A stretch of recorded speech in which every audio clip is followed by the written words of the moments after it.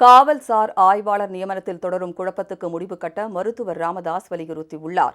69 விழுக்காடு இட ஒதுக்கீட்டை செயல்படுத்தாததே இதற்கு காரணம் என்று கூறியுள்ள அவர், தமிழ்நாட்டில் 69 விழுக்காடு இட ஒதுக்கீடு நடைமுறைக்கு வந்து 36 ஆண்டுகள் ஆகும் நிலையில் அதை எவ்வாறு செயல்படுத்துவது என்பது குறித்த புரிதல் கூட தமிழக தேர்வாணையங்களுக்கு இல்லாதது கண்டிக்கத்தக்கது என்றும் அவர் சாடியுள்ளார்.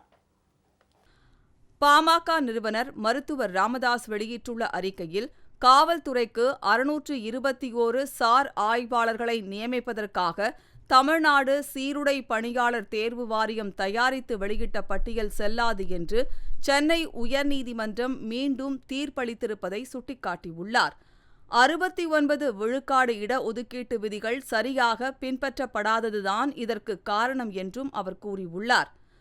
தமிழ்நாடு காவல்துறைக்கு 621 சார் ஆய்வாளர்களை தேர்வு செய்வதற்காக கடந்த 2023ஆம் ஆண்டு மே மாதம் வெளியிடப்பட்ட அறிக்கையின் அடிப்படையில் நடத்தப்பட்ட தேர்வில் இட ஒதுக்கீடு முறையாக கடைபிடிக்கப்படவில்லை என்று குற்றச்சாட்டுகள் எழுந்தன.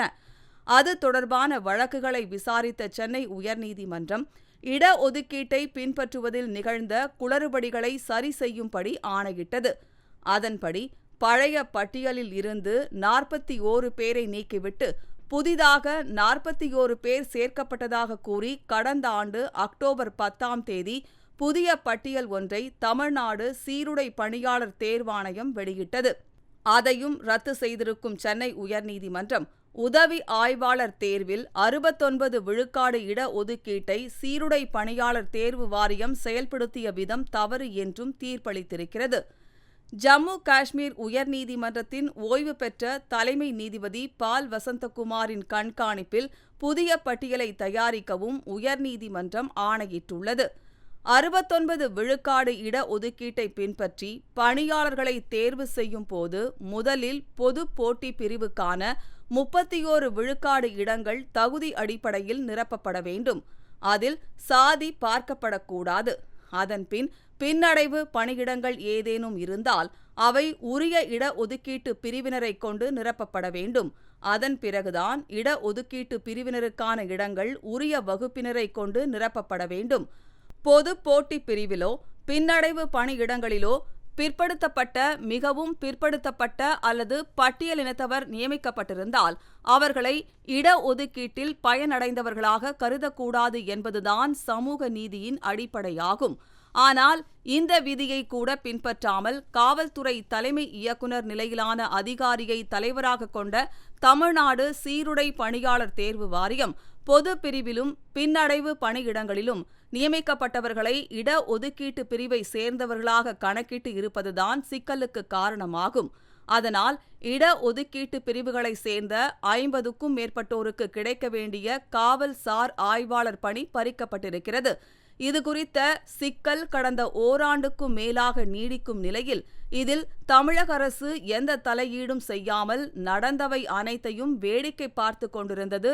இதுவே பெரிய சமூக அநீதியாகும். தமிழ்நாட்டில் அரசு பணியாளர் தேர்வில் இட ஒதுக்கீட்டு விதிகள் மீறப்படுவது இது முதல் முறையல்ல. கடந்த 2020ஆம் ஆண்டில் அரசு பள்ளிகளுக்கு முதுநிலை ஆசிரியர்களை நியமிப்பதிலும் இதேபோன்ற விதி மீறல்கள் நடந்தன. அதனால் மிகவும் பிற்படுத்தப்பட்ட வகுப்பை சேர்ந்த 83 பேரும் பட்டியலினத்தை சேர்ந்த 16 பேரும் ஆசிரியர்களாகும் வாய்ப்பை இழந்தனர். இதை தொடக்கத்திலேயே பாட்டாளி மக்கள் கட்சி சுட்டிக்காட்டியது. ஆசிரியர் தேர்வு வாரியத்திலும் முறையீடு செய்தது. ஆனால் எந்த பயனும் இல்லை. இது தொடர்பாக தொடரப்பட்ட வழக்குகளை விசாரித்த சென்னை உயர்நீதிமன்றத்தின் ஒற்றை நீதிபதி அமர்வும் இரட்டை நீதிபதிகள் அமர்வும் ஆசிரியர் தேர்வு வாரியம் தயாரித்த பட்டியல் செல்லாது என்று தீர்ப்பளித்ததுடன் புதிய பட்டியல் தயாரிக்கவும் ஆணையிட்டன. ஆனாலும் அதை ஏற்காத ஆசிரியர் தேர்வு வாரியம் உச்சநீதிமன்றத்தில் மேல்முறையீடு செய்தது. அந்த வழக்கில் 5/3/2021ஆம் நாள் தீர்ப்பளித்த உச்சநீதிமன்றம் ஆசிரியர் தேர்வு பட்டியலை ரத்து செய்ததுடன் பாட்டாளி மக்கள் கட்சியால் சுட்டிக்காட்டப்பட்ட வழிமுறையை பின்பற்றி புதிய தேர்ச்சி பட்டியலை தயாரிக்க வேண்டுமென்று ஆணையிட்டிருந்தது. வி.கே. சோபனா வழக்கு என்று அழைக்கப்படும் அந்த வழக்கில் உச்சநீதிமன்றம் அளித்த தீர்ப்பை பின்பற்றி காவல் சார் ஆய்வாளர்களை தேர்வு செய்யும்படிதான் சென்னை உயர்நீதிமன்றம் இப்போது ஆணையிட்டுள்ளது.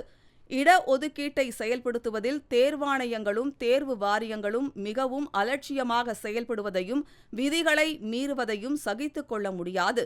இத்தகைய விதி மீறல்கள் நடைபெறும் போது தமிழக அரசு தலையிட்டு அதை சரி செய்திருக்க வேண்டும்.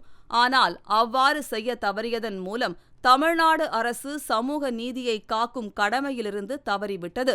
இடஒதுக்கீட்டு விதிகளை தேர்வாணையங்களே மீறும் நிகழ்வுகள் அதிகரித்துள்ள நிலையில் கடந்த காலங்களில் இடஒதுக்கீட்டு விதிகள் முறையாக பின்பற்றப்பட்டனவா என்ற ஐயம் எழுகிறது.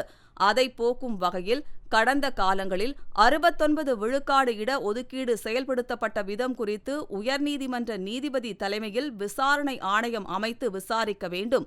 இனி வரும் காலங்களில் 69 விழுக்காடு இடஒதுக்கீடு எவ்வாறு செயல்படுத்தப்பட வேண்டும் என்பதற்கான விரிவான வழிகாட்டுதல்களை தமிழக அரசு வழங்க வேண்டும். தேர்வு பட்டியலை தயார் செய்யும் பணியை கண்காணிக்க உயர்நீதிமன்ற நீதிபதி ஒருவரை அரசு நியமிக்க வேண்டும் என மருத்துவர் ராமதாஸ் வலியுறுத்தியுள்ளார்.